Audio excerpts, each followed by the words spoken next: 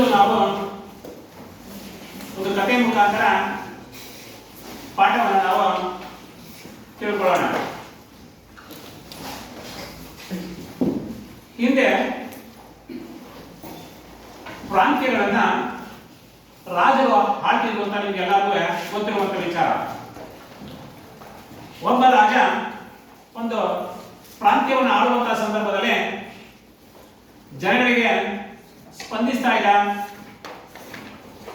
ಉತ್ತಮ ಆಡಳಿತವನ್ನ ನೀಡ್ತಾ ಇದ್ದ, ಜನರ ಕಷ್ಟ ಸುಖಗಳಿಗೆ ಸ್ಪಂದಿಸ್ತಾ ಇದ್ದ. ಆದರೆ ರಾಜ ತೀರಿಕೊಂಡ ನಂತರ ಅವನ ಮಗ ಆ ಸ್ಥಾನವನ್ನು ಅಲಂಕರಿಸ್ತಾನೆ. ಮಗ ಏನಾಗಿರ್ತಾನೆ, ವಿಲಾಸಿ ಜೀವನವನ್ನು ನಡೆಸ್ತಾ ಇರ್ತಾನೆ. ಜನಗಳಿಗೆ ಸರಿಯಾಗಿ ಆಡಳಿತವನ್ನು ಕೊಡಲ್ಲ, ಜನರ ಕಷ್ಟ ಸುಖಕ್ಕೆ ಸ್ಪಂದಿಸಲ್ಲ. ಅಪ್ಪ ಸತ್ತ ನಂತರ ಮಗ ಸರಿಯಾಗಿ ಪ್ರಾಂತ್ಯವನ್ನು ಆಳ್ವಿಕೆ ಮಾಡಲ್ಲ. ಆಗ ನೆರೆಯ ಪ್ರಾಂತ್ಯದ ರಾಜ ಆ ಪ್ರಾಂತ್ಯದ ಮೇಲೆ ದಂಡೆತ್ತಿ ಬರ್ತಾನೆ. ದಂಡೆತ್ತಿ ಬಂದು ಆ ರಾಜನನ್ನು ಸೋಲಿಸಿ ಆ ಪ್ರಾಂತ್ಯವನ್ನ ವಶಪಡಿಸಿಕೊಳ್ತಾನೆ. ವಶಪಡಿಸಿಕೊಂಡು ಅಲ್ಲಿಯ ಜನರನ್ನ ಶೋಷಣೆಗೆ ಒಳಪಡಿಸ್ತಾನೆ. ಅಲ್ಲಿಯ ಜನರಿಗೆ ಉತ್ತಮವಾದ ಆಡಳಿತವನ್ನ ನೀಡಲ್ಲ, ಜನರ ಕಷ್ಟ ಸುಖಗಳಿಗೆ ಸ್ಪಂದಿಸಲ್ಲ. ಜನರ ಜೀವನ ತುಂಬಾ ಕಷ್ಟಕರವಾಗಿರ್ತದೆ. ಆ ನೆರೆಯ ಪಕ್ಕದ ರಾಜನ ಆಡಳಿತವನ್ನಂದ್ರೆ ಅವನ ಶೋಷಣೆ ಎಲ್ಲಿವರೆಗೆ ಸಹಿಸಿಕೊಂಡಿರ್ತಾರೆ, ಇದು ಬಹಳ ಕಷ್ಟ ಇತ್ತು. ಅಂತ ಸಂದರ್ಭದಲ್ಲಿ ಕೆಲವರು ಅಲ್ಲಿಯ ಜನ ಬುದ್ಧಿಜೀವಿಗಳು ಒಂದುಗೂಡಿ ಆ ರಾಜನ ವಿರುದ್ಧ ದಂಗೆ ಹೇಳ್ತಾರೆ. ಇಲ್ಲ ದಂಗೆ ಹೇಳದೆ ಹೋದ್ರೆ ಆ ರಾಜ ಶಾಶ್ವತವಾಗಿ ಆಡಳಿತವನ್ನ ನಡೆಸಿ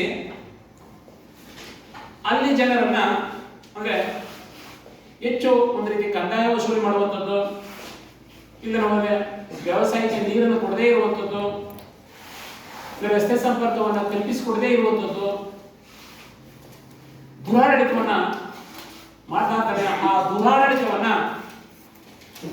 ಜನ ಸಹಿಸಿಕೊಳ್ದೇನೆ ಎಚ್ಚೆತ್ತು ಹೋರಾಟವನ್ನ ಮಾಡ್ತಾರೆ. ಹೋರಾಟ ಮಾಡಿ ತುಂಬಾ ವರ್ಷಗಳವರೆಗೆ ಹೋರಾಟ ಮಾಡಿ ರಾಜನ ಆಡಳಿತವನ್ನ ಅಂತ್ಯಗೊಳಿಸ್ತಾರೆ. ಜನ ಎಲ್ಲಿವರೆಗೆ ಎಚ್ಚೆತ್ತುಕೊಂಡು ಹೋರಾಟ ಮಾಡಲ್ವ ಅಲ್ಲಿವರೆಗೂ ಜನರು ಶೋಷಣೆಗೆ ಒಳಗಾಗಲೇಬೇಕಾಗಿತ್ತು, ಜನರ ಕಷ್ಟಕ್ಕೆ ಗುರಿಯಾಗಬೇಕಾಗಿತ್ತು. ಜನ ಎಚ್ಚೆತ್ತು ಹೋರಾಟ ಮಾಡೋದಕ್ಕೆ ಅವ್ರಿಗೆ ಒಂದು ದಿನ ಏನಾಯ್ತು, ನ್ಯಾಯ ಸಿಕ್ತು. ತಮ್ಮ ಪ್ರಾಂತ್ಯದಲ್ಲಿ ತಾವೇ ಆಡಳಿತ ನಿರ್ವಹಣೆ ಮಾಡೋಕೆ ಸಹಕಾರಿಯಾಯಿತು. ಇಲ್ಲದ ಹೋಗಿದೆ ನೆರೆಯ ರಾಜ ಈ ನಮ್ಮ ದುರ್ಬಳಕೆ ಆಡಳಿತವನ್ನು ದುರ್ಬಳಕೆ ನೋಡ್ಕೊಂಡೆ ಇನ್ನು ತುಂಬಾ ವರ್ಷಗಳ ಕಾಲ ನಮ್ಮನ್ನು ಶೋಷಣೆಗೆ ಒಳಪಡಿಸಿ ನಮ್ಮ ಜೀವನವನ್ನ ಒಂದು ರೀತಿ ಹೀನಾಯ ಸ್ಥಿತಿಗೆ ತರುವಂತ ಸ್ಥಿತಿ ಇತ್ತು. ಅದಕ್ಕೆ ಜನ ಏನ್ ಮಾಡಿದ್ರು, ರಾಜನ ವಿರುದ್ಧ ದಂಗೆ ಎದ್ದಿ ರಾಜನ ಆಡಳಿತವನ್ನು ಏನ್ ಮಾಡ್ತಾರೆ, ಅಂತ್ಯಗೊಳಿಸ್ತಾರೆ.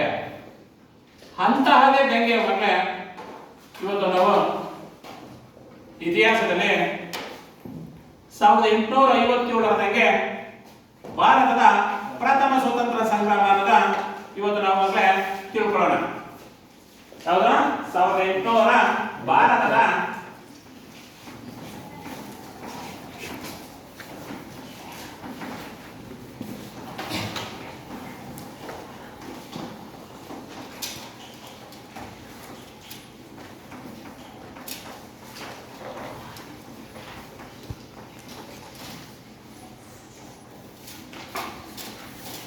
1857ರ ದಂಗೆಯನ್ನ ಭಾರತದ ಇತಿಹಾಸಕಾರರು ಭಾರತದ ಪ್ರಥಮ ಸ್ವಾತಂತ್ರ್ಯ ಸಂಗ್ರಾಮ ಅಂತ ಕರೀತಾರೆ. ಏನಂತ ಕರೀತಾರೆ? ಭಾರತದ ಪ್ರಥಮ ಸ್ವಾತಂತ್ರ್ಯ ಸಂಗ್ರಾಮ ಅಂತ. ಆದ್ರೆ ಬ್ರಿಟಿಷರು ಏನಂತ ಕರೀತಾರೆ ಇದನ್ನ? ಸಿಪಾಯಿ ದಂಗೆ.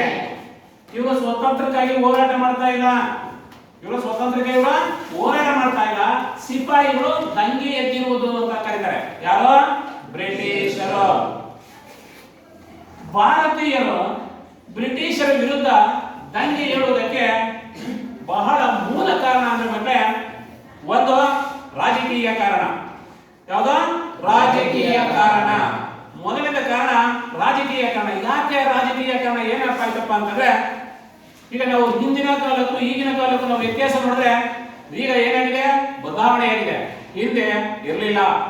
ಅದಕ್ಕೆ ಏನಾಗಿತ್ತಪ್ಪ ಅಂತ ಪೂರಕವಾಗಿ ಒಬ್ಬ ರಾಜ ಆಡಳಿತ ನಿರ್ವಹಣೆ ಮಾಡುವಂತಹ ಸಂದರ್ಭದಲ್ಲಿ ಅವನು ತೀರಿಕೊಂಡ ನಂತರ ಆ ರಾಜನಿಗೆ ಗಂಡು ಮಕ್ಕಳು ಇಲ್ಲದೆ ಇದ್ರೆ ಆ ಪ್ರಾಂತ್ಯವನ್ನ ಬ್ರಿಟಿಷರು ಯುದ್ಧ ಮಾಡದೆ ಸುಲಭವಾಗಿ ಏನ್ ಮಾಡ್ತಾ ಇದ್ರು? ವಶಪಡಿಸಿಕೊಳ್ತಾ ಇದ್ರು. ಒಂದು ಪ್ರಾಂತ್ಯವನ್ನ ಗೆಲ್ಲಬೇಕು ಅಂತಂದ್ರೆ ಯುದ್ಧ ಮಾಡಿ ಅಪಾರ ಸಾವು ನೋವುಗಳು ಉಂಟಾಗಿ ಹಣವನ್ನು ವ್ಯಯ ಮಾಡಿ ಆ ಪ್ರಾಂತ್ಯವನ್ನು ವಶಪಡಿಸಿಕೊಳ್ಬೇಕಾಗಿತ್ತು. ಏನಾಗಿದೆ ಈಗ? ಬ್ರಿಟಿಷರ ತಂತ್ರ ಕಾನೂನ ದತ್ತು ಮಕ್ಕಳಿಗೆ ಹಕ್ಕಿಲ್ಲ ಎಂಬ ನೀತಿಯನ್ನ ಜಾರಿಗೆ ತಂದ ವ್ಯಕ್ತಿ ಯಾರು? ಗವರ್ನರ್ ಜನರಲ್ ಯಾರು? ಲಾರ್ಡ್ ಡಲ್ಹೌಸಿ.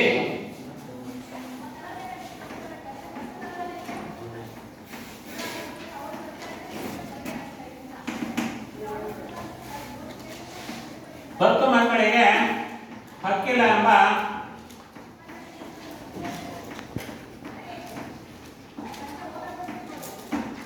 ಯಾರಪ್ಪ ಅಂದ್ರೆ ಲಾರ್ಡ್ ಡಲ್ಹೌಸಿ.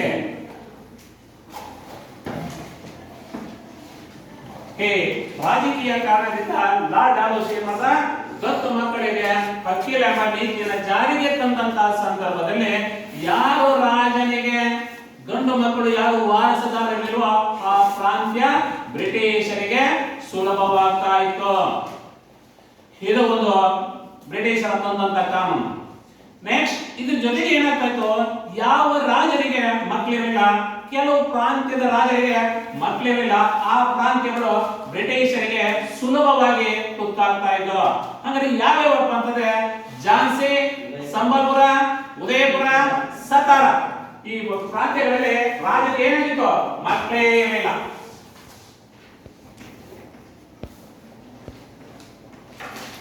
ಝಾನ್ಸಿ, ಸತಾರ, ಉದಯಪುರ, ಸಂಬಲ್ಪುರ,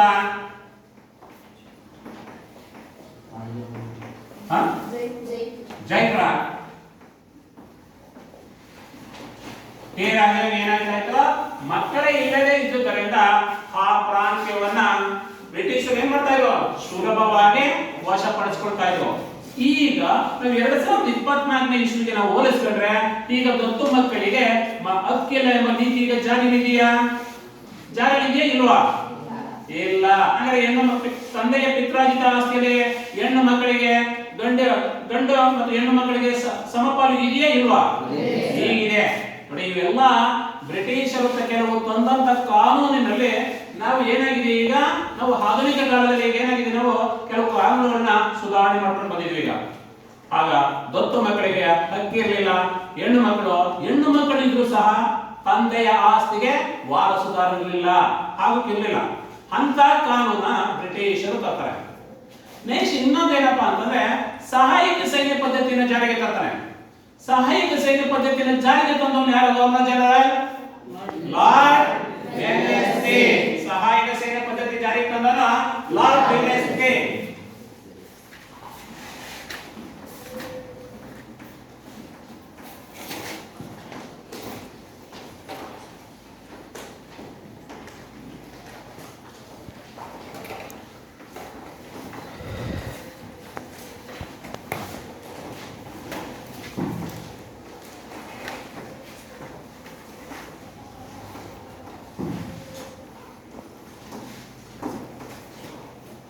ಈ ಸಹಾಯಕ ಸೈನ್ಯ ಪದ್ಧತಿಯಲ್ಲಿ ಯಾಕಪ್ಪ ಜಾರಿಗೆ ತರ್ತಾನಪ್ಪ ಅಂತಂದ್ರೆ ಲಾರ್ಡ್ ವೆಲ್ಲೆಸ್ಲಿ ಭಾರತವನ್ನ ಸುಲಭವಾಗಿ ಆಳಬೇಕು. ಅದನ್ನ ನೆಪ ಬರ್ತನೆ. ಯಾವ ರೀತಿ? ಒಬ್ಬ ರಾಜನನ್ನ ಸೋಲಿಸಿಬಿಟ್ರೆ ಆ ರಾಜ ಯಾವತ್ತೂ ಶಾಶ್ವತವಾಗಿ ಸೇನೆಯನ್ನ ಸಂಘಟಿಸಿಕೊಂಡೆ ಪುನಃ ಬ್ರಿಟಿಷರ ವಿರುದ್ಧ ಯುದ್ಧ ಮಾಡಬಾರದು. ಲಾರ್ಡ್ ವೆಲ್ಲೆಸ್ಲಿ ತಂದಂತ ಕಾನೂನು ಏನಪ್ಪಾ ಅಂತಂದ್ರೆ, ಈಗ ಒಬ್ಬ ರಾಜನನ್ನ, ಇದೇ ದೊಡ್ಡಾಲಮಾರದ ರಾಜನನ್ನ ಸೋಲಿಸ್ಬಿಟ್ಟ. ಯಾರೋ? ಗಣಪತಿಹಳ್ಳಿ ರಾಜ. ಹಾಗಾದ್ರೆ ದೊಡ್ಡಾಲಮಾರದ ರಾಜ ಸಹಾಯಕ ಸೈನ್ಯ ಪದ್ಧತಿಗೆ ಒಳಪಟ್ರೆ ಇನ್ನು ಯಾವುದೇ ಕಾರಣಕ್ಕೂ ಸೇನೆಯನ್ನ ಸಂಘಟಿಸಿಕೊಂಡೆ, ಶಕ್ತಿಯುತವಾದ ಸೇನೆಯನ್ನ ಸಂಘಟಿಸಿಕೊಂಡೆ ಇನ್ನ ಪುನಃ ಬ್ರಿಟಿಷರ ಮೇಲೆ ದಂಗೆ ಏಳಬಾರದು. ಅಂತ ಕಾನೂನನ್ನ ಯಾರ ತರನೋ ಲಾರ್ಡ್ ವೆಲ್ಲೆಸ್ಲಿ ತರ್ತಾನೆ. ಹಾಗಾದ್ರೆ ರಾಜ, ಈ ದೊಡ್ಡಾಲಮಾರದ ರಾಜ ಇದನ್ನ ವಿರೋಧಿಸಿ ಶಕ್ತಿಯುತವಾದ ಸೇನೆಯನ್ನ ಕಟ್ಕೊಂಡ್ಬಿಟ್ರೆ ಅದಕ್ಕೆ ಅವ್ರು ಏನ್ ಮಾಡ್ತಾರೆ? ಲಾರ್ಡ್ ವೆಲ್ಲೆಸ್ಲಿ ಇಲ್ಲಿ ಒಬ್ಬನ ರೆಸಿಡೆಂಟ್ ಅಧಿಕಾರಿಯನ್ನ ನೇಮಿಸ್ತಾನೆ. ರಾಜನ ಚಲನವಲನಗಳನ್ನ ಗುರುತಿಸುವುದಕ್ಕೋಸ್ಕರ ಒಬ್ಬ ರೆಸಿಡೆಂಟ್ ಅಧಿಕಾರಿಯನ್ನ ನೇಮಿಸಿ ಆ ರೆಸಿಡೆಂಟ್ ಅಧಿಕಾರಿಯ ಖರ್ಚು ವೆಚ್ಚವನ್ನೆಲ್ಲ ಈ ಸೋತಂತ ರಾಜ, ಇದರ ಸಹಾಯಕ ಸೈನ್ಯ ಪದ್ಧತಿಗೆ ಒಳಪಟ್ಟಂತ ರಾಜ ನೋಡ್ಕೊಳ್ಬೇಕಾಗಿತ್ತು. ಯಾಕೆ? ಆರಾಮಾಗಿ ಒಂದು ಸರಿ ಸೋತ ಬಿಟ್ರೆ ಇನ್ನೊಂದ್ಸರಿ ಯುದ್ಧ ಮಾಡಿಸಿ ಆ ಪ್ರಾಂತ್ಯವನ್ನು ಆರಾಮಾಗಿ ವಶಪಡಿಸಿಕೊಳ್ಬಹುದು ಅನ್ನೋದು ಯಾರು? ಬ್ರಿಟಿಷರ ಒಂದು ಕುಟಿಲ ನೀತಿಯಾಗಿತ್ತು. ಇದು ಒಂದು ರಾಜಕೀಯ ಕಾರಣ. ನೆಕ್ಸ್ಟ್, ಈ ಸತಾರ, ಸಂಬಲ್ಪುರ, ಝಾನ್ಸಿ, ಉದಯಪುರ, ಜೈಪುರ ಈ ಪ್ರಾಂತ್ಯಗಳೆಲ್ಲ ಯಾವಾಗ ಬ್ರಿಟಿಷರಿಗೆ ಸುಲಭವಾಗಿ ತುತ್ತಾಗ್ತಾ ಇದ್ವೋ ಇದು 1857ರ ಭಾರತದ ಪ್ರಥಮ ಸ್ವತಂತ್ರ ಸಂಗ್ರಾಮಕ್ಕೆ ದಂಗೆ ಏಳುವುದಕ್ಕೆ ಇದು ಒಂದು ಕಾರಣ ಆಯಿತು. ನೆಕ್ಸ್ಟ್, ಹವಾತ ನವಾಬ ಸುಜ್ ಉದ್ದೌಲಾ ಅಂದ್ರೆ ಅವರ ನವಾಬರಿಗೆ ಕೊಡುತ್ತಿದ್ದಂತ ಬಿರುದುಗಳು, ವೇತನವನ್ನೆಲ್ಲ ನಿಲ್ಲಿಸ್ತಾರೆ. ಯಾರು? ಬ್ರಿಟಿಷರು. ನಮ್ಮ ಭಾರತೀಯರು ಅವರಿಗೆ ನೀಡುತ್ತಿದ್ದಂತ ಪದವಿ, ಅವರು ಹೊಂದಿದಂತ ಪದವಿಗಳಲ್ಲಿ ತಗೊಳ್ತಿದ್ದಂತ ವೇತನ ಅದನ್ನೆಲ್ಲ ಬ್ರಿಟಿಷರು ಏನ್ ಮಾಡ್ತಾರೆ? ನಿಲ್ಲಿಸ್ತಾರೆ. ಇದು 1857ರ ದಂಗೆಗೆ ಇದು ಒಂದು ರಾಜಕೀಯ ಕಾರಣ ಆಗ್ತದೆ.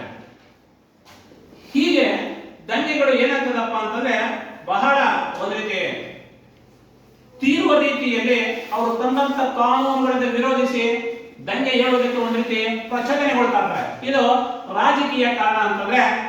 ನೆಕ್ಸ್ಟ್, ಇನ್ನೊಂದು ಕಾರಣ ಏನಪ್ಪಾ ಅಂತಂದ್ರೆ ಆರ್ಥಿಕ ಕಾರಣ. 1857ರ ದಂಗೆಗೆ ಆರ್ಥಿಕ ಕಾರಣ. ಏನು ಆರ್ಥಿಕ ಕಾರಣ? ಬ್ರಿಟಿಷರು ಭಾರತವನ್ನ ಸಂಪೂರ್ಣವಾಗಿ ಆಳುವುದಕ್ಕೆ, ಸಂಪೂರ್ಣವಾಗಿ ಆಳಲ್ಲ, ಒಂದು ಕೆಲವು ಪ್ರಾಂತ್ಯಗಳನ್ನ ಆಳ್ತಾ ಇರ್ತಾರೆ.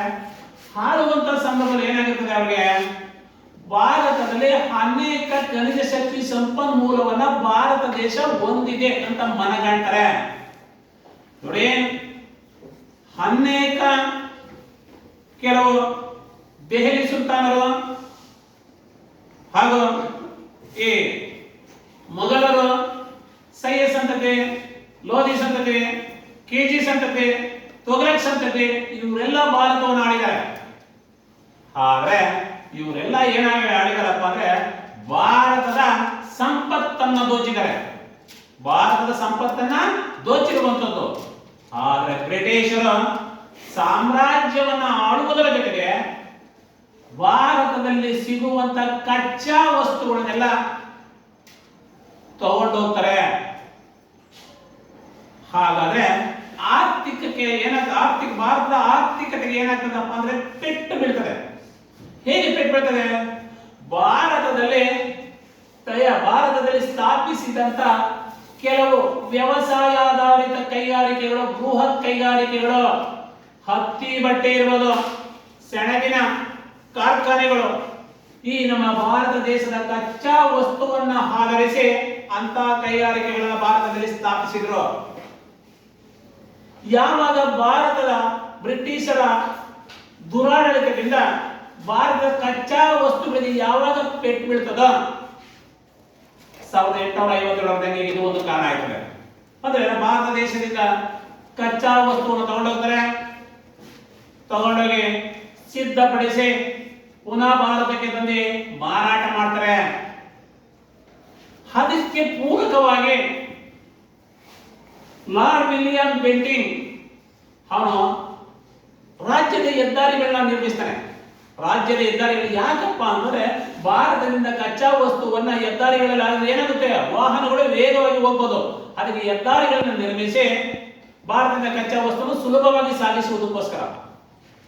ಅದೇ ರೀತಿ ಲಾರ್ಡ್ ಡಾಲೌಸಿ 1854ನೇ ಇಸ್ವಿಯಲ್ಲಿ ಮುಂಬೈ ಮತ್ತು ಠಾಣಾ, ಕಲ್ಕತ್ತಾ ಮತ್ತು ರಾಣಿಗಂಜ್ ಈ ಪ್ರದೇಶಗಳಲ್ಲಿ ರೈಲ್ವೆ ಸಂಪರ್ಕವನ್ನು ಕಲ್ಪಿಸ್ತಾರೆ. ಭಾರತದಿಂದ ಕಚ್ಚಾ ವಸ್ತುವನ್ನ ಸುಲಭವಾಗಿ ಇಂಗ್ಲೆಂಡ್ ದೇಶಕ್ಕೆ ರವಾನಿಸುವುದಕ್ಕೋಸ್ಕರ. ಈ ರೀತಿಯಾಗಿ ಭಾರತದ ಆರ್ಥಿಕತೆಗೆ ಬಹಳ ಪೆಟ್ಟು ಬೀಳ್ತದೆ.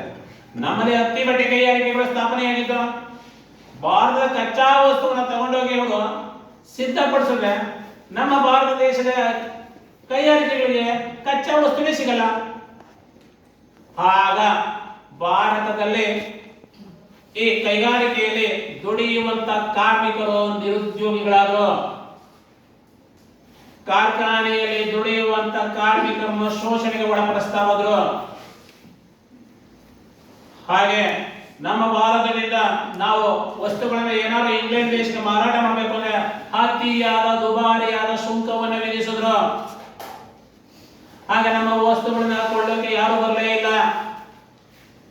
ಹೀಗೆ ಭಾರತದ ಗೃಹ ಕೈಗಾರಿಕೆಗಳು ಏನಾಗ್ತಾ ಬಂದು ಮುಚ್ಚೋಯ್ತಾ ಬಂದು. ಹಾಗೆ ಭಾರತದ ರೈತರನ್ನು ಶೋಷಣೆಗೆ ಒಳಪಡಿಸ್ತಾ ಬಂದ್ರು. ಭಾರತ ರೈತರಿಗೆ ಅತಿಯಾದ ಕಂದಾಯವನ್ನು ವಿಧಿಸ್ತಾ ಬಂದ್ರು. ಅತಿಯಾದ ಕಂದಾಯವನ್ನು ವಿಧಿಸಿ ಭಾರತದ ರೈತರನ್ನು ಯಾವಾಗ ಈ ರೀತಿ ಶೋಷಣೆಗೆ ಒಳಪಡಿಸ್ತಾ ಬಂದ್ರು, ಭಾರತದ ಅಂದ್ರೆ ನಾಗರಿಕರು ಜನರು 1857ರ ದಂಗೆಗೆ ಅಂದ್ರೆ ಭಾರತದ ಪ್ರಥಮ ಸ್ವತಂತ್ರ ಸಂಗ್ರಾಮಕ್ಕೆ ಇದು ಒಂದು ಕಾರಣ ಆಗ್ತದೆ. ಒಂದು ರಾಜಕೀಯ ಕಾರಣ, ಎಕ್ಸಾಮ್ಗೆ ಪರೀಕ್ಷೆ ಇತ್ತ ದೃಷ್ಟಿಯಿಂದ ರಾಜಕೀಯ ಕಾರಣ ಬಹಳ ಬಹಳ ಇಂಪಾರ್ಟೆಂಟ್. 1857ರ ರಾಜಕೀಯ ಕಾರಣ ಇದೆಲ್ಲ, ರಾಜಕೀಯ ಕಾರಣ ಮತ್ತು ಇದರ ಆರ್ಥಿಕ ಕಾರಣವನ್ನ ತಿಳಿಸಿ ಅಂತ ಹೇಳ್ತಾರೆ. ಇದರ 1857ರ ದಂಗೆ ರಾಜಕೀಯ ಕಾರಣ ಮತ್ತು ಸೈನಿಕ ಕಾರಣ ತಿಳಿಸಿ ಅಂತ ಹೇಳಿದ್ದಾರೆ. ಕೆಲಸ ಇವು ಬಹಳ ಇಂಪಾರ್ಟೆಂಟ್. ಈ ರೀತಿಯಾಗಿ ಭಾರತದ ಕೈಗಾರಿಕೆಗಳು ಹೆಚ್ಚು ಕೈಗಾರಿಕೆಗಳು ಈ ಗೃಹ ಕೈಗಾರಿಕೆಗಳು ಮುಚ್ಚೋದು, ಈಗ ನಿರುದ್ಯೋಗಿಗಳಾದ್ರು, ಭಾರತದ ಸಂಪತ್ತನ್ನೆಲ್ಲ ದೋಚ್ತಾ ಬಂದ್ರು. ಅದಕ್ಕೆ ಒಬ್ರು ಹೇಳಿದರೆ ಮಂದಗಾಮಿಗಳ ನಾಯಕ ದಾದಾಬಾಯಿ ನವರೋಜಿಯವರು ಈ ರೀತಿ ಬ್ರಿಟಿಷರು ಮಾಡ್ತಾ ಇದ್ರಲ್ಲ, ಇದನ್ನ ಪ್ರವಾಹದ ಸಿದ್ಧಾಂತ ಅಂತ ಕರೆದ್ರು. ಏನಂತ ಕರೆದ್ರ? ಪ್ರವಾಹದ ಸಿದ್ಧಾಂತ. ಯಾರು ಕರೆದ್ರೆ ಇದನ್ನ? ದಾದಾಬಾಯಿ ನವರೋಜಿ.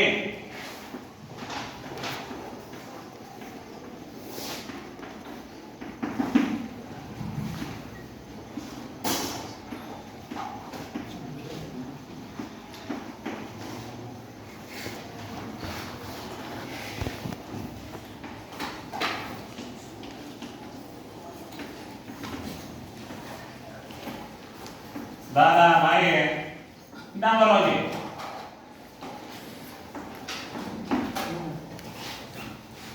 ಹೇಳಬಾರ್ದ್ರೆ ಭಾರತದ ಸಂಪತ್ತೆಲ್ಲ ಮಳೆ ಬಂದಂತ ಸಂದರ್ಭದಲ್ಲಿ, ಪ್ರವಾಹ ಬಂದಂತ ಸಂದರ್ಭದಲ್ಲಿ ಎಲ್ಲ ಸಣ್ಣ ಸಣ್ಣ ಝರಿಗಳಾಗಿ ಒಂದು ಕಡೆ ಸೇರ್ಕೊಂಡು ಹೊಳೆ ಹಾಗೂ ಹೊರನಗರಿಯಿಂದ ನೋಡಿ, ಆ ರೀತಿ ಭಾರತದ ಸಂಪತ್ತೆಲ್ಲ ಇಂಗ್ಲೆಂಡ್ ದೇಶಕ್ಕೆ ಹೋಗ್ತಿತ್ತಂತೆ.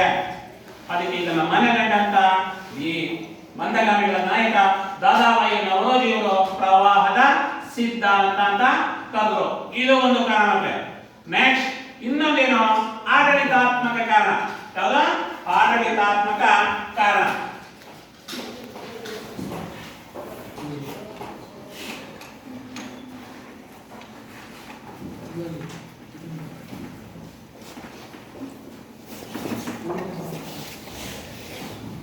ಏನು ಆಡಳಿತಾತ್ಮಕ ಕಾರಣ?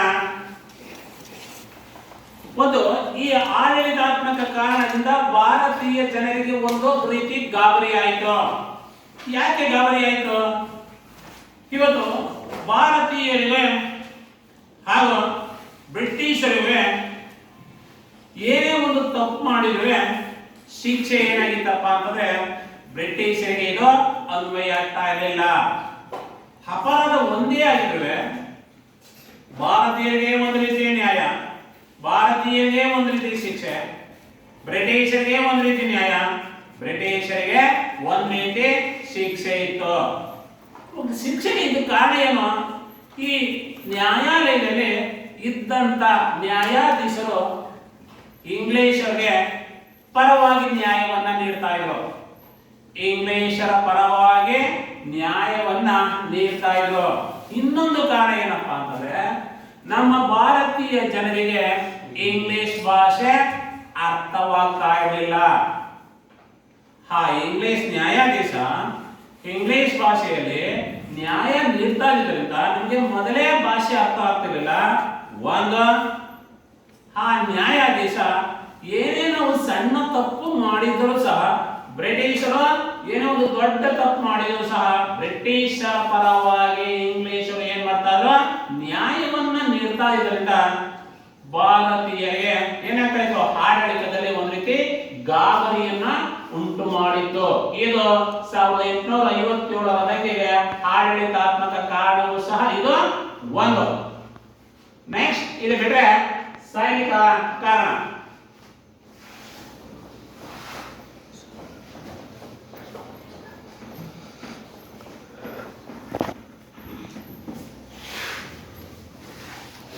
ಸಾವಿರದ 1857 ಸೈನಿಕ ಕಾರಣವು ಒಂದು. ಏನಿದೆ ಸೈನಿಕ ಕಾರಣ?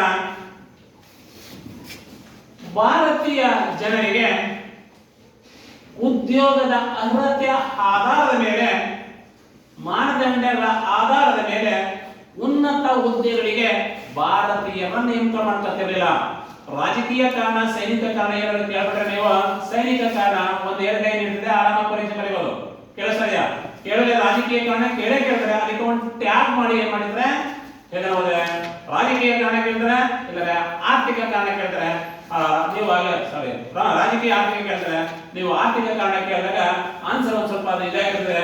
ನಿಮ್ಗಿಲ್ಲ ಏನಾದ್ರು ಬೇರೆ ಸೈನಿಕ ಕಾರಣ ಕೇಳಿದ್ರೆ ಆರಾಮಾಗಿ ಬರ್ಬೋದು. ಸೈನಿಕ ಕಾರಣ ಓದ್ಕೊಳ್ಳಿ, ಕೆಲಸ ಇದೆಯಾ?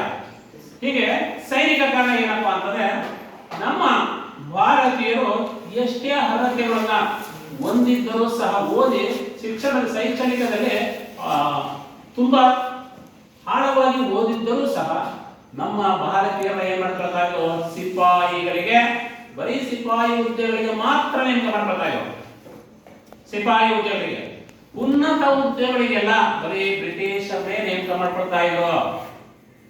ಯಾಕಪ್ಪ ಅಂತಂದ್ರೆ ಈ ಸಿವಿಲ್ ಸರ್ವಿಸ್ ಪರೀಕ್ಷೆಯನ್ನು ನಡೆಸ್ತಾರೆ ಬ್ರಿಟಿಷರು. ಆ ಸಿವಿಲ್ ಸರ್ವಿಸ್ ಪರೀಕ್ಷೆಯನ್ನು ನಡೆಸುವಂತಹ ಸಂದರ್ಭದಲ್ಲಿ ಮೊದಲು ಭಾರತೀಯರಿಗೆ ನಡೆಸ್ತಾ ಇದ್ರು. ಭಾರತೀಯರಿಗೆ ನಡೆಸಿ ಆಮೇಲೆ ತದನಂತರ ಏನ್ ಮಾಡ್ತಾ ಇದ್ರು? ಬ್ರಿಟಿಷರಿಗೆ ನಡೆಸ್ತಾ ಇದ್ರು. ಕ್ವಶನ್ಗಳೆಲ್ಲ ಏನಾಗ್ತಿದ್ವು? ಕ್ವಶನ್ ಎಲ್ಲ ಲೀಕ್ ಔಟ್ ಆಗಿರ್ತಿದ್ವು. ಆಗ್ತಿರ್ಲಿಲ್ವಾ? ಕ್ವಶನ್ಗಳು ಲೀಕ್ ಔಟ್ ಆಗ್ತಿರ್ಲಿಲ್ವಾ? ಆಗ್ತಾ ಇತ್ತು. ಆಗ ಬ್ರಿಟಿಷರು ಸುಲಭವಾಗಿ ಬರ್ತಾ ಇದ್ರು. ಬ್ರಿಟಿಷರು ಏನ್ ಮಾಡ್ತಾ ಇದ್ರು? ಸುಲಭವಾಗಿ ಬರೀತಾ ಇದ್ರು. ಅದಕ್ಕೆ ಬ್ರಿಟಿಷರು ಏನಾದ್ರು? ಉನ್ನತ ಹುದ್ದೆಗಳನ್ನೇ ಅಲಂಕರಿಸ್ತಾ ಇದ್ರು. ನಮ್ಮ ಭಾರತೀಯರಿಗೆ ಉನ್ನತ ಹುದ್ದೆಗಳಿಗೆ ಅವಕಾಶ ಇರಲಿಲ್ಲ. ಇದು ಒಂದು ಕಾರಣ ಆಯಿತು. ನೆಕ್ಸ್ಟ್ ಇನ್ನೊಂದು ಕಾರಣ ಏನಪ್ಪಾ ಅಂತಂದ್ರೆ ನಮ್ಮ ಸಿಪಾಯಿಗಳು ಬ್ರಿಟಿಷರ ವಿರುದ್ಧ ದಂಗೆ ಎದ್ಬಿಟ್ರೆ ಅದಕ್ಕೆ ನಮ್ಮ ಸಿಪಾಯಿಗಳೆಲ್ಲ ಏನ್ ಮಾಡ್ತಾ ಇದ್ರು? ಸಮುದ್ರದಿಂದ ಆಚೆಗೆ, ಸಾಗರದಿಂದ ಆಚೆಗೆ ದುಡಿಯುವಂತೆ ಅವ್ರಿಗೆ ಅಲ್ಲಿಗೆ ನೇಮಕ ಮಾಡ್ತಾ ಇದ್ರು. ಭಾರತದ ಒಳಗಡೆ ಅವ್ರಿಗೆ ನೇಮಕ ಮಾಡ್ತಾ ಇರಲಿಲ್ಲ. ಯಾಕಪ್ಪ ಅಂದ್ರೆ ಎಲ್ಲೋ ಒಂದು ದಂಗೆ ಎದ್ಬಿಟ್ರೆ ಈ ಬ್ರಿಟಿಷರು ಸುಲಭವಾಗಿ ಸೈನಿಕರನ್ನು ರವಾನಿಸಿ ಆ ದಂಗೆಯನ್ನು ಹತ್ತಿಕ್ಬೋದು. ಬ್ರಿಟಿಷರು ಯಾವ ಸೈನಿಕರನ್ನು ಇಂಗ್ಲೆಂಡ್ ಇಂದ ಕರ್ಕ ಬಂದಿರಲಿಲ್ಲ. ಯಾವ ಸೈನಿಕರು ಇದ್ದಿದ್ದು? ನಮ್ಮ ಭಾರತೀಯರೇ. ನಮ್ಮ ಭಾರತೀಯ ಸೈನಿಕರಿಂದಲೇ ಭಾರತ ದೇಶವನ್ನ ನಿಯಂತ್ರಣಕ್ಕೆ ತಂದುಕೊಂಡ್ರು. ನಮ್ಮ ಭಾರತೀಯರೇ ಸೈನಿಕರಂದ್ರೆ ನಮ್ಮ ಭಾರತ ದೇಶವನ್ನು ನಿಯಂತ್ರಣಕ್ಕೆ ತಂದುಕೊಂಡು ಭಾರತವನ್ನು ಆಳುವುದಕ್ಕೆ ಬ್ರಿಟಿಷರು ಹಣಿಯಾಗಿದ್ರು ಸರ್. ಈ ರೀತಿಯಾಗಿ ನಮ್ಮ ಭಾರತೀಯ ಹೆಚ್ಚು ಕಡಿಮೆ ಭಾರತೀಯ ಸಿಪಾಯಿಗಳನ್ನೆಲ್ಲ ಸಮುದ್ರದಿಂದ ಆಚೆಗೆ ದುಡಿಯುವಂತ ಕೆಲಸವನ್ನ ಮಾಡಿದ್ರು, ಅಲ್ಲಿಗೆ ನೇಮಿಸಿದ್ರು. ತತ್ವದಲ್ಲಿ ಯಾವ ಇಲ್ಲ. ಈ ರೀತಿಯಾಗಿ ಸುಲಭವಾಗಿ ಭಾರತವನ್ನು ಏನ್ ಮಾಡ್ತಾ ಇದ್ರು, ಆಳ್ತಾ ಇದ್ರು. ಇದು ಒಂದು 1857ರ ದಂಗೆಗೆ ಇದು ಒಂದು ಏನಾಯ್ತು, ತತ್ಕ್ಷಣದ ಕಾರಣ. ಇದು ಒಂದು ಕಾರಣ ಆಯ್ತು. ನೆಕ್ಸ್ಟ್ 1857ರ ದಂಗೆಗೆ ತತ್ಕ್ಷಣದ ಕಾರಣ. 1857ರ ದಂಗೆಗೆ ತತ್ಕ್ಷಣದ ಕಾರಣ.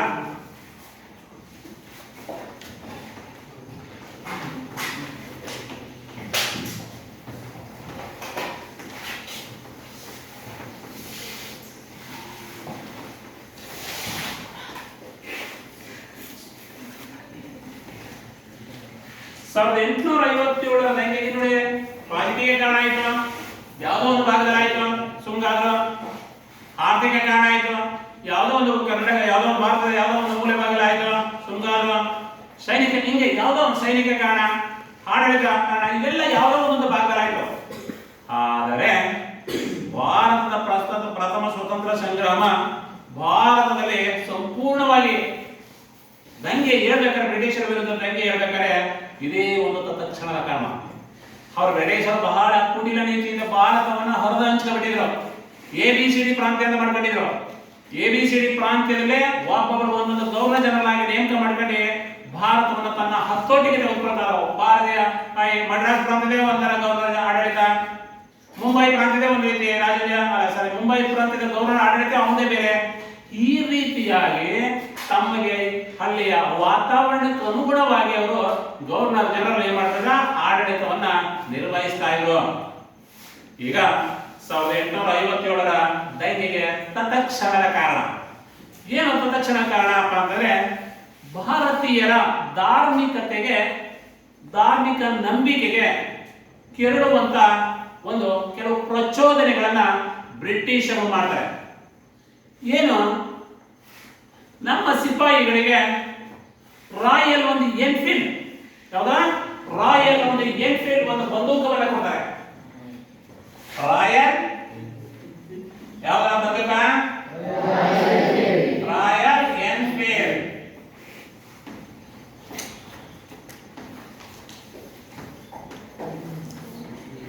ರಾಯಲ್ ಎನ್ಫೀಲ್ಡ್ ಬಂದೂಕಿಗೆ ಏನ್ ಮಾಡಿದ್ರೆ, ಏನ್ ಮಾಡಿದ್ರೆ, ಹಂದಿ ಮತ್ತು ದನದ ಕೊಬ್ಬು, ಹಂದಿ ಕೊಬ್ಬು ಮತ್ತು ದನದ ಕೊಬ್ಬು. ಅವರು ಆ ಬುಲೆಟ್, ಆ ಬಂದೂಕವನ್ನ ಒತ್ತಬೇಕಾದ್ರೆ ಸುಲಭವಾಗಿ ಆ ಗುಂಡುಗಳು ಸುಲಭವಾಗಿ ಹಾರಬೇಕು. ಅದಕ್ಕೆ ಏನ್ ಮಾಡಿದ್ರು ಅವರು, ಅವು ಏನು ಬಂದೂಕ ತುಪಾಕಿಗಳಿಗೆ ಸಾರಿರಲ್ಲ, ಅದೇನಾಗಿತ್ತು, ಆ ದನದ ಕೊಬ್ಬು, ಹಂದಿ ಕೊಬ್ಬು ಅವೆಲ್ಲ ಏನಾಗಿದೆ, ಸ್ಮೂತ್. ನೋಡಿದಿರ ನೀವ ದನದ ಕೊಬ್ಬ ಮರಿ ಮಾಂಸ ನೋಡಿಲ್ವಾ? ಅದು ಸ್ಮೂತ್, ಅದೇನೋ ಮೂಳೆ ಇರುತ್ತಾ, ಮೊಟ್ಟದ ಸ್ಮೂತ್ ಅಂತಾನೆ, ಕೈಗಳ ಎಣ್ಣೆ ನೆಂಟತಾ ಅಂತಾನೆ. ಅದೇ ಡಾಲಾ ತುಪ್ಪ ನೋಡಿದಿರಾ? ಆ ಡಾಲಾ ತುಪ್ಪಗೆ ಅದು ತುಪ್ಪ, ಅದು ಫ್ಯಾಟ್. ಅದು ನೋಡಿ, ಡಾಲಾ ತುಪ್ಪ ಹೆಂಗ್ ಕರಗಿದ್ರೆ ಎಣ್ಣೆ ಹೆಂಗ್ ಆಗ್ತದ, ಕೊಬ್ಬು ಅಷ್ಟೇ ಕರಗಿದ್ರೆ ಏನಾಗುತ್ತೆ, ಎಣ್ಣೆ ಹೆಂಗ್ ಆಗ್ತದೆ. ಅದೇ ಕೊಬ್ಬು ತಣ್ಣಗಾದ್ರೆ ಇಷ್ಟಪ್ಪ ಒಂಥರ ಗಂಟನಾಗಿರ್ತದೆ. ಫ್ಯಾಟ್ ಎಲ್ಲ ಹೊಂದ್ಕೊಂಡಿರ್ತದೆ. ನೋಡಿದಿರಾ?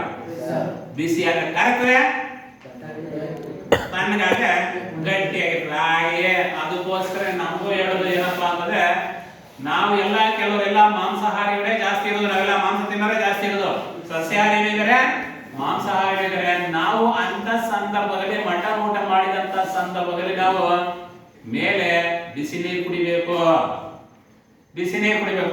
ಯಾಕಪ್ಪ ಅಂದ್ರೆ ನಾವು ಫ್ಯಾಟ್ ಇರೋ ಮಾಂಸವನ್ನ ಏನ್ ಮಾಡಿರ್ತೀವಿ, ನಾವು ತಿಂದಿರ್ತೀವಿ. ಇಲ್ಲೆಲ್ಲ ಗಂಟೆಲ್ಲ ಏನಾಗಿರ್ತದೆ, ಟಚ್ ಆಗಿರ್ತದೆ, ಅದೆಲ್ಲ ಅಲ್ಲಲ್ಲೇ ಕೂತ್ಕೊಂಡಿರ್ತದೆ.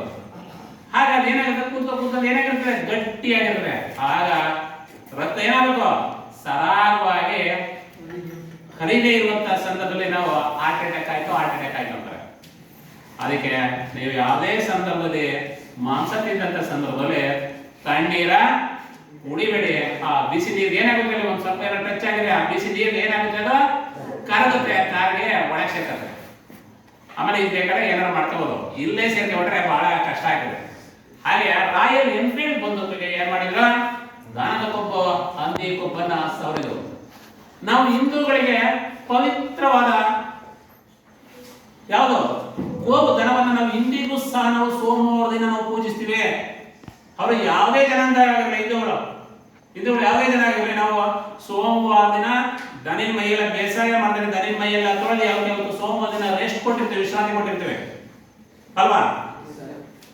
ಅಂತ ಪವಿತ್ರವಾದ ದನವನ್ನ ಇವ್ರು ಏನ್ ಮಾಡಿದ್ದಾರೆ, ನಮ್ಮನ್ನ ಒಂದ್ ರೀತಿ ಅಪವಿತ್ರತೆಯನ್ನು ಗೊಳಿಸುವುದಕ್ಕೋಸ್ಕರ, ಮಲಿನಗೊಳಿಸುವುದಕ್ಕೋಸ್ಕರ ದನವನ್ನ ಕಟ್ ಮಾಡಿ ಅದರ ಕೊಬ್ಬನ್ನ ಏನ್ ಮಾಡಿದ್ರು, ಆ ತುಪ್ಪಾಕಿಗೆ ತುದಿಗೆ ಸವರಿದ್ರು. ಅದನ್ನ ಏನ್ ಮಾಡ್ಬೇಕಾಗಿತ್ತು, ಕಚ್ಚಿ ಬಾಯಿಂದ ಕಚ್ಚಿ ತೆರಿಬೇಕಾಗಿತ್ತು. ಅದೇ ಆ ಕಚ್ಚಿ ತೆರೆದಾಗ ತಿಂದೇ ಹೋದ್ರೂ ಪರವಾಗಿಲ್ಲ, ಒಂದ್ ಸ್ವಲ್ಪ ತಿಂದ್ರೆ ಅದನ್ನ ಟಚ್ ಆದ್ರೆ ಏನಾಯ್ತು ತಿಂದಂಗೆ ಅಲ್ವಾ. ಈ ಕೆಲವರು ಸಸ್ಯಾಹಾರಿಗಳು ಅಂದ್ರೆ ನಾವು ಮೊಟ್ಟೆ ತಿಂತೀವಿ, ಕೋಳಿ ತಿನ್ನಲ್ಲ ಅಂತಾರೆ. ಮೊಟ್ಟೆ ಅದನ್ನ ಸಸ್ಯಾಹಾರಿ ಅಂತಾನೆ ಬಿಂಬಿಸಿದ್ದಾರೆ. ಆದ್ರೆ ಕೆಲವರು ವಾದಿಸ್ತಾರೆ ಅದು ಮಾಂಸಾಹಾರಿ ಅಂತ ವಾದಿಸ್ತಾರೆ, ಕೆಲವರು ನಾವು ತಿಂದೇ ಇಲ್ಲ ಹಂಗೆ ಕೆಲವರು ವಾದಿಸ್ತಾರೆ. ಏನೇ ಆದ್ರೂ ಒಂದೊಂದು ಸ್ವಲ್ಪ ಯಾವ್ದಕ್ಕ ಈ ಪಿಜ್ಜಾ ಬರ್ಗರ್ ಏನೋ ಒಂದ್ ಸ್ವಲ್ಪ ಬಳಸ್ತಾರಲ್ವ, ಅದನ್ನ ಬಳಸ್ತಾರೆ ಅದನ್ನ ಬಳಸ್ತಾರೆ. ಕೆಲವರು ತಿಂತಾರೆ, ನಾವು ತಿನ್ನಲ್ಲ ಅಂತ ಹೇಳ್ತಾರೆ. ಮೊಟ್ಟೆ ಕೇಕ್ಗೆ ಬರ್ಗರ್ ಯಾವ್ದು ಬರ್ಗರ್ ಒಂದ್ ಸ್ವಲ್ಪ ಇದನ್ನ ಬಳಸ್ತಾರಂತೆ.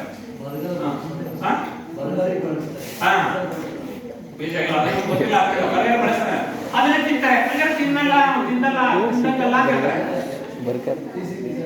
ಈ ರೀತಿಯಾಗಿ ಅದೇ ರೀತಿ ಮುಸಲ್ಮಾನ ಸಿಪಾಯಿಗಳಿಗೆ ಹಂದಿ ಕೊಬ್ಬನ್ನ ಏನ್ ಮಾಡಿದ್ರು, ಸವರಿದ್ರು. ಆದ್ರೆ ಅವರ ಧಾರ್ಮಿಕ ನಂಬಿಕೆಗೆ ಹಂದಿ ಮಾಂಸ ನಿಷಿದ್ಧ. ನಾವು ಹಿಂದೂಗಳಿಗೆ ದನದ ಮಾಂಸ ನಿಷಿದ್ಧ. ನಾವು ಮಾಂಸಾಹಾರಿಗಳಾಗಲೇ ದನದ ಮಾಂಸವನ್ನು ನಾವು ತಿನ್ನಲ್ಲ. ನಾವು ಪವಿತ್ರವಾದ ದೇವರು, ನಾವು ಗೋಮಾತೆಯನ್ನು ನಂಬಿರೋದ್ರಿಂದ ಯಾವುದು ನಾವು ತಿನ್ನಲ್ಲ. ಇದನ್ನ ಬಾಯಿಗೆ ಕಚ್ಚಿ ಕೆರಗಿರ್ತಾರೆ ಯಾರು, ಬ್ರಿಟಿಷ್ ಅಧಿಕಾರಿ. ಹಾಗೆ ನಮ್ಮ ಸಿಪಾಯಿಗಳು ಏನ್ ಮಾಡ್ತಾರೆ, ಇದನ್ನ ತೆಗೆಯಲ್ಲ ಅಂತ ಹೇಳ್ತಾರೆ. ನಮ್ಮ ಸಿಪಾಯಿಗಳು ತೆಗೆಯಲ್ಲ ಅಂತ ಹೇಳಿದಾಗ ಅದನ್ನ ಏನ್ ಮಾಡ್ತಾರೆ, ಇದನ್ನ ಆದೇಶ ಮಾಡಿದಾಗ ವಿರೋಧಿಸ್ತಾರೆ. ಯಾರು ನಮ್ಮ ಭಾರತೀಯ ಸಿಪಾಯಿಗಳು ವಿರೋಧಿಸ್ತಾರೆ. ಆಗ ಅವರು ಆದೇಶ ಮಾಡಿದ್ರೆ ತೆಗೆಯಬಹುದಂತ ಸಂದರ್ಭದಲ್ಲಿ ಮಂಗಲ್ ಪಾಂಡೆ ವಾಪ ಬಂದೆ ಬ್ರಿಟಿಷ್ ಅಧಿಕಾರಿಗಳು ಏನ್ ಮಾಡ್ತಾನೆ, ಮುಂದಾಗ್ತಾನೆ. ಯಾಕಪ್ಪ ಅಂತಂದ್ರೆ ಯಾರಿಗಾದ್ರೂ ಅಷ್ಟೇ ಕೋಪ ಬಂದೇ ಬರ್ತದೆ. ನೋಡಿಬೇಕಾದ್ರೆ ಯಾರು ನಮ್ಮ ಮನೆತನದ ಬಗ್ಗೆ ಯಾರಾದ್ರೂ ಬೈದ್ರೆ ಕೋಪ 100% ಮೂಲೆಯಲ್ಲಿ ಕೂತಿರೋ ಅಜ್ಜಿಗೂ ಬರುತ್ತೆ ಕೋಪ. ಮನೆತನದ ಬಗ್ಗೆ ವೈಯಕ್ತಿಕವಾಗಿ ನನ್ನ ಬೈಗಳೇ ನಾವು ಸಹಿಸ್ಕೊಂಡಿರ್ತೇವೆ. ನಮ್ಮ ಅಮ್ಮನ ಬಗ್ಗೆ ಬೈದ್ರೆ, ಇಲ್ಲ ನಮ್ಮ ಅಪ್ಪ ಅಮ್ಮ, ಇಲ್ಲ ನಮ್ಮ ಹೆಂಡತಿ ಯಾರು ಹೋದ್ರೆ ಸಹಿಸ್ಕೊಡೋಕೆ ಯಾರು ಸಹಿಸ್ಕೊಡಲ್ಲ, ಬಹಳ ಕಷ್ಟ ಇರ್ತಾರೆ. ಮತ್ತೆ ಬಡಬನ ಒಂದೇ ಬಡಬೋದು ಆ ಸ್ಥಿತಿಗೆ ಹೋಗಿರ್ತಾರೆ. ಹಂಗೆ ನಾವು ಪವಿತ್ರವಾದ ದನದ ನಾವು ಪೂಜೆ ಮಾಡೋದನ್ನ ನೀವು ಕಚ್ಚಿ ತೆರೀರಿ ಅಂದ್ರೆ ನಾವೆಲ್ಲ ತಿಂದಾಗೆ. ಅದಕ್ಕೆ ವಿರೋಧಿಸಿ ಮಂಗಲ್ ಪಾಂಡೆ ಏನ್ ಮಾಡ್ತಾನೆ, ಬ್ರಿಟಿಷ್ ಆ ಅಧಿಕಾರಿಯನ್ನ ಹತ್ಯೆ ಮಾಡಿದಾಗ ಇದು ದಂಗೆ ಏನಾಗ್ತದಪ್ಪ ಅಂದ್ರೆ ಒಂದ್ ದಿವಸ ಕಾಡ್ಗಿಚ್ಚಿ ಮೇಲೆ ಹರಡ್ಕೊಂಡು ಹೋಗ್ತಾ ಇರ್ತದೆ. ಹರಡಿದಾಗ ಆಗ ಮಂಗಲ ಪಾಂಡೆಯನ್ನು ಏನ್ ಮಾಡ್ತಾರೆ, ಬ್ರಿಟಿಷ್ ಅಧಿಕಾರಿಗಳನ್ನ ಬಂಧಿಸಿ ಗಲ್ಲಿಗೆ ಏರಿಸ್ಬಿಡ್ತಾರೆ. ಆದ್ರೆ ಮಂಗಲ್ ಪಾಂಡೆ ಏನಾದ ಪಾಪ ಬ್ರಿಟಿಷ್ ಅಂದ್ರೆ ಭಾರತದ ಸ್ವತಂತ್ರ ಹೋರಾಟಕ್ಕೆ ಪಾಪ ಪ್ರಪ್ರಥಮವಾಗಿ ಬಲಿಯಾಗ್ತಾರೆ ಪಾಪ. ಯಾರ ಮಂಗಲ ಪಾಂಡೆ. ಈ ವಿಷಯ ಏನಾಯ್ತು, ಭಾರತದ ನಾನಾ ಕಡೆಗೆ ಎಲ್ಲಾ ಕಡೆಗೂ ಹರಡಿತು. ಮಂಗಲ ಪಾಂಡ್ಯ ಅಂದ್ರೆ ಸ್ವತಂತ್ರ ಹೋರಾಟದ ಒಬ್ಬ ಯೋಧನನ್ನ ಏನ್ ಮಾಡಿದ ಬ್ರಿಟಿಷರು ಸಾಯಿಸೋದು ಅಂದ್ಬಿಟ್ಟು ಕಾಡ್ಗಿಚ್ಚಿನಂತೆ ಹರಡಿತು. ಕಾನ್ಪುರ, ದೆಹಲಿ, ಮೀರತ್ ಈ ಕಡೆಗಳೆಲ್ಲ ಸುದ್ದಿ ಕಾಡ್ಗಿಚ್ಚಿನಂತೆ ಹರಡಿತು. ಏನಾಯ್ತಪ್ಪ ಅಂದ್ರೆ ಹೋರಾಟ ಬಹಳ ತೀವ್ರತರ ಪ್ರಾರಂಭವಾಯಿತು. 34 ಹೀಗೆ ದಂಗೆ ಬಹಳ ಅತಿಯಾಗಿ ಬಹಳ ತುಂಬಾ ತೀವ್ರ ರೂಪವನ್ನ ತಾಳಿದಂತ ಸಂದರ್ಭದಲ್ಲಿ ದಂಗೆನ ಅಡಗಿಸಲಿಕ್ಕೆ ಬಹಳ ಪ್ರಯತ್ನವನ್ನ ಪಡ್ತಾರೆ.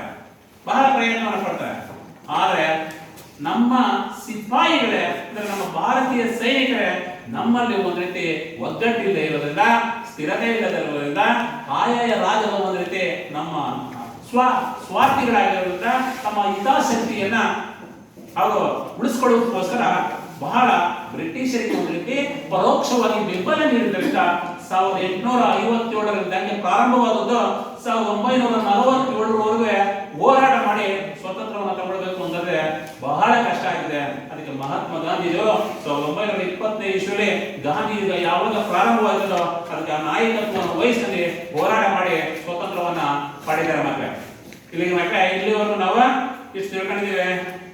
ಮುಂದಿನ ತರಗತಿಯಲ್ಲಿ ಮುಂದಿನ ಭಾಗ ತಿಳ್ಕೊಳ್ಳೋಣ. ಇದ್ರ ಬಗ್ಗೆ ಮನೆಗೆ ಕೆಲಸ ಕೊಡ್ತೀನಿ, ಒಂದೆರಡು ವರ್ಷ ಕೆಲಸ ಕೊಡ್ತೀನಿ. ನೀವು ಮನೆಗೆ ನಾಳೆಗೆ ಬರ್ಬೇಕು. ಬರ್ತೀರಾ?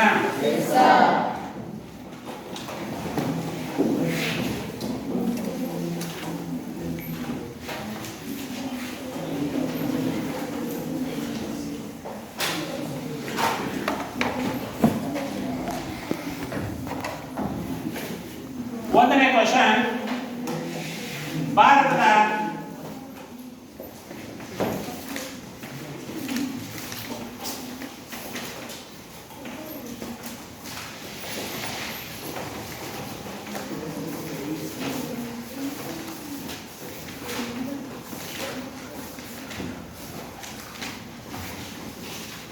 ಪ್ರಥಮ ಸ್ವತಂತ್ರ ಸಂಗ್ರಾಮದ ರಾಜಕೀಯ ಕಾರಣ ತಿಳಿಸಿ.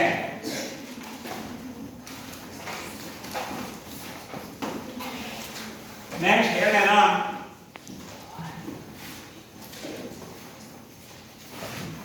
ಭಾರತದ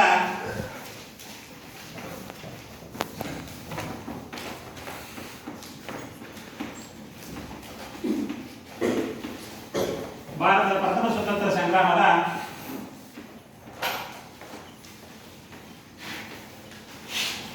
ಆರ್ಥಿಕ ಕಾರಣಗಳನ್ನು ತಿಳಿಸಿ.